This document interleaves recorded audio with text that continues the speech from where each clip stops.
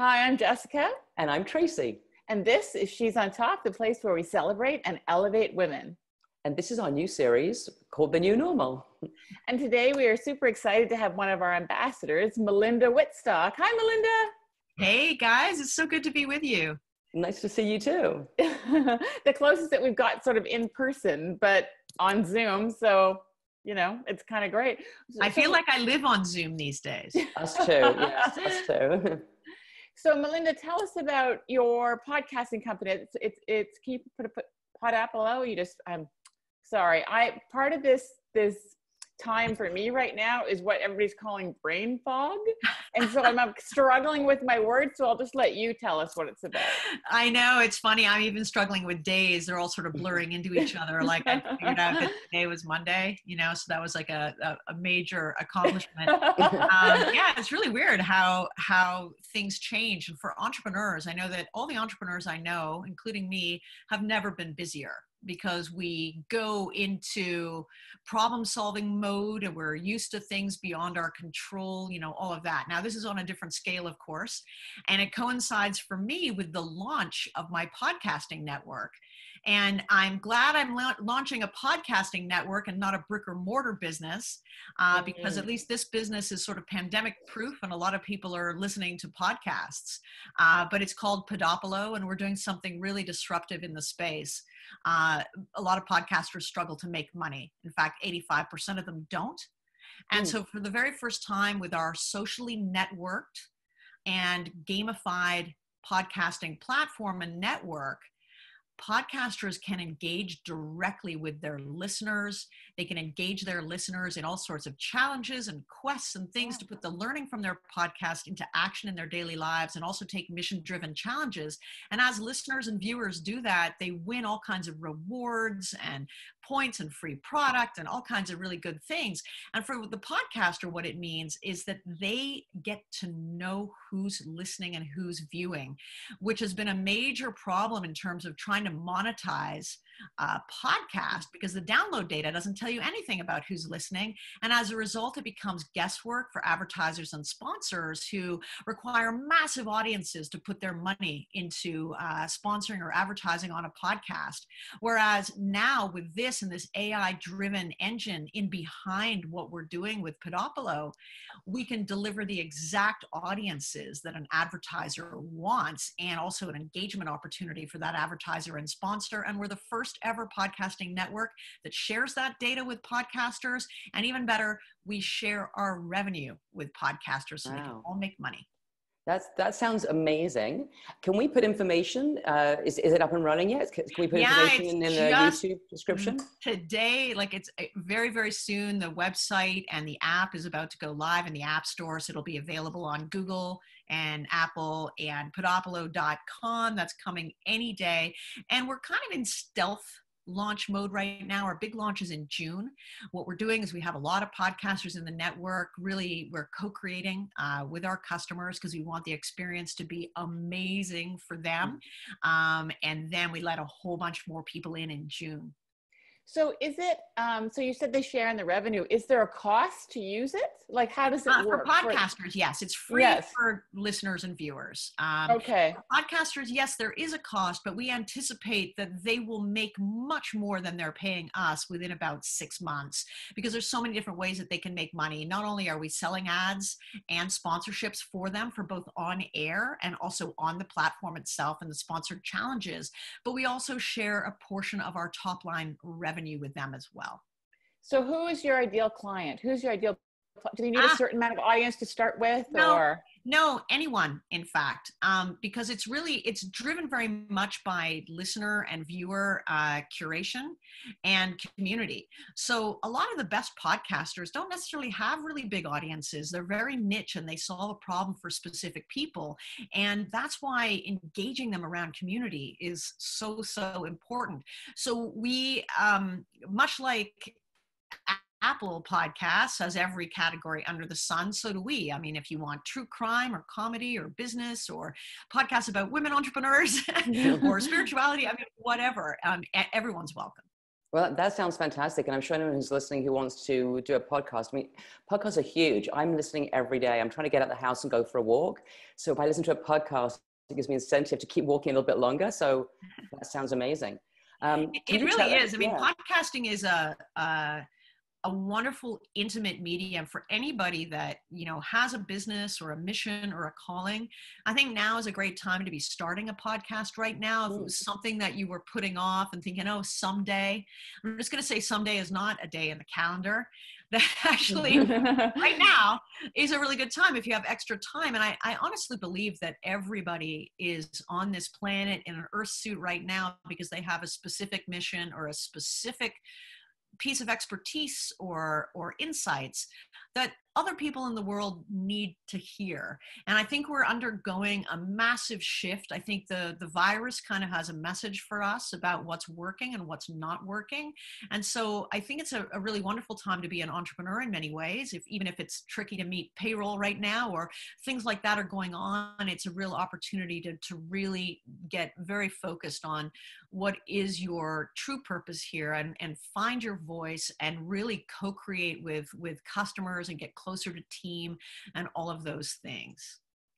And how are you finding it? You know, one of the things that we've loved is the women we've talked to have been really candid, and it's been really interesting their own personal experience with this. You know, some people are more active in doing videos, some people are tired, there's been waves. How are you experiencing this? We should say you're down in the States, right? Yeah, that's right. Yeah. So I'm in Bethesda, Maryland, which is basically just a beautiful suburb of Washington, D.C.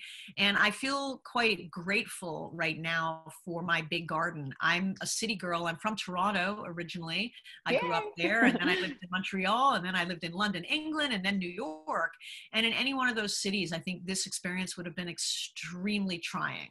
Like I think of the different apartments and small spaces that I've lived in my life compared to where I am right now. So it's lovely to have this beautiful garden and the ability to go out and just kind of walk around, and there are no crowds to avoid or anything like that. So I feel quite lucky about that.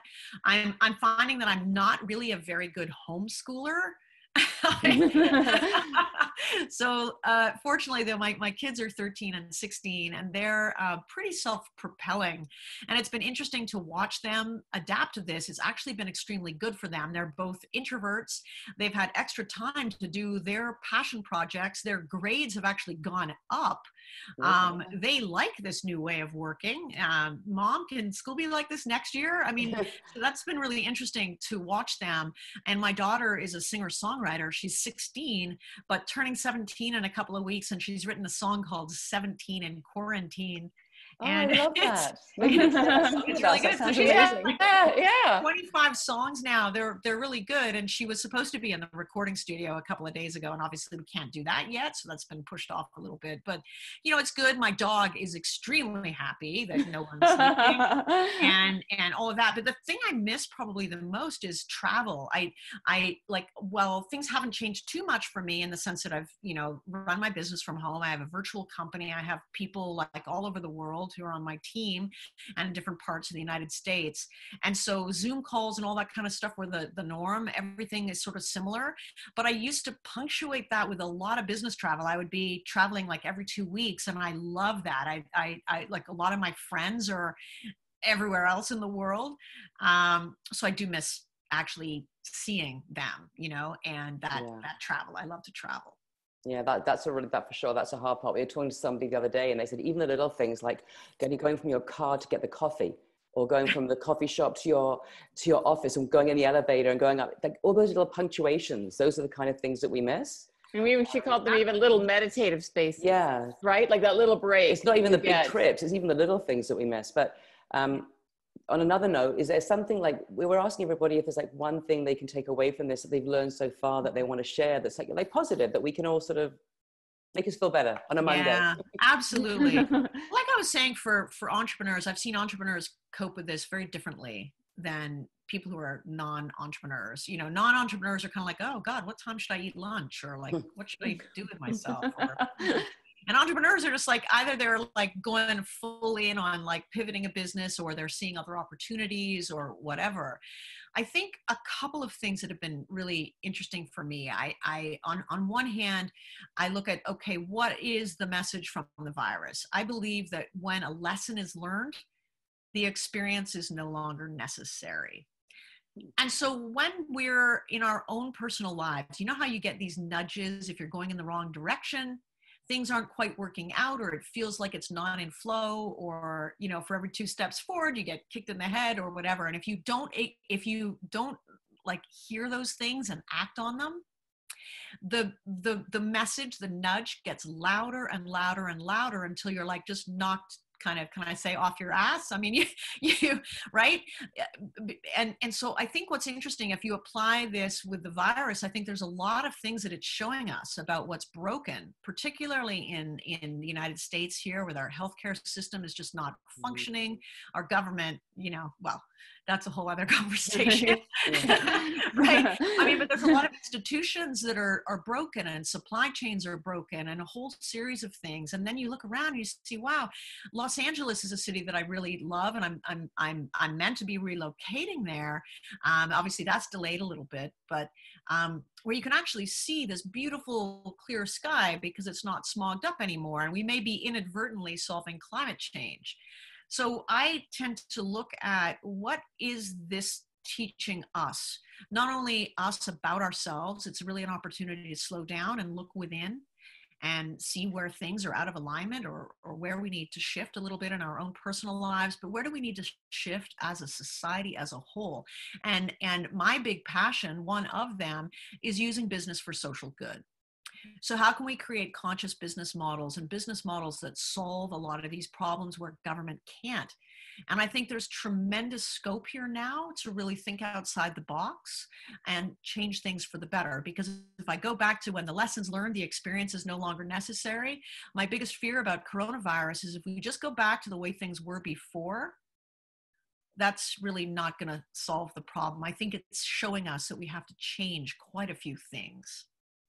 So what was that article, Tracy, you were saying yesterday, you were telling me about, saying the same thing? You know, the one that Andrew Fetisov shared? Yeah, it's the same kind of thing, that we have to learn from this and not go back. And as soon as these things start to ease, you know, we'll be bombarded with buy this and spend money on that to make our lives great again. And we'll forget. And we have to remember that we need to. Yes, I read that article too. That was on Medium, I think, and it was really good. It was kind of went around social media just the other day. And you know, very, very important here, because we need to listen and take the learning from these things. And I hope that it actually, ironically, brings people closer together. And I like to use the words physical distancing, not social distancing, because we can collaborate and find new ways of doing things. Not to say that it's not challenging, not to say that, you know, the tremendous loss of life is just heartbreaking. I'm a former news reporter and news correspondent way back in my early 20s, and it's really difficult for me not to turn on the news. Because I was also a TV news anchor, and I can't help it. I have that kind of news junkie thing, but I find that I have to actually turn it off. I can't watch it or whatever, because it puts you into kind of a state of fear and a state of anxiety and all of that. You need to know what's going on, but the big challenge is to stay positive and connected in a more spiritual way. And, you know, out of fear, you know, as best we can. Yeah. That's amazing. On that note, we just want to say thank you, because we're so great to have connected with you spiritually and emotionally today. It's been amazing. You shared some great advice. So we really appreciate it. And it's just like, it's so nice to see your face in person, even for Tracy and I ourselves. This is really fun. Yeah. Well, so thank you so much. I love doing this. Yeah, I love doing this. And you both and I share a really important mission, which is really about lifting women entrepreneurs. I believe one of the things that's really shifting, forgive me if I sound a bit woo, but I think it's kind of energetic as well, is that women are really coming into our own authentic feminine power, which is what I call it, and that we have, and when we're in that zone, really leveraging our innate collaborative abilities and our ability to really be in touch with our intuition and our empathy or emotional intelligence, we can really not only create great companies, but use those companies to shift many things that need to be shifted. And I think the time is really ours. And when I started my podcast, Wings of Inspired Business, it was really with that in mind. What is the intersection between the personal growth and the business growth, and how can we use business to do amazing things? And of course, the other part of the mission was, how can we connect women together? Because when we're actually collaborating together, not only do our brains release the feel-good chemical oxytocin, which is kind of cool, but we're able to do really big things and move mountains and play bigger. But we have to be in it together, not in scarcity and competitiveness, but really together, really providing each other with meaningful help, like opening doors for each other, connecting each other, promoting each other, buying from each other, investing in each other, and all of that. So I love what you're doing with your mission. It's so aligned with mine, with the Wings brand, the podcast, and the retreats that I do, or like maybe might have to postpone. I know we have one coming up in November, and I'm like, can we go ahead with that or not? Because it's really hard to sell right now. You know, even if we're getting it's hard to sell it right now. Exactly. So, I don't know. We're trying to work that out. Right. That was great. Thank you so much. And we'll be in touch. Maybe we can talk to you again soon, and we'll put links to Wings and the podcast. And it was just lovely talking to you. So nice to speak to you. Stay safe. Awesome. Thanks for having me on. Thank you so much. Okay. You too. You too. Thank you. Okay. Bye. Bye.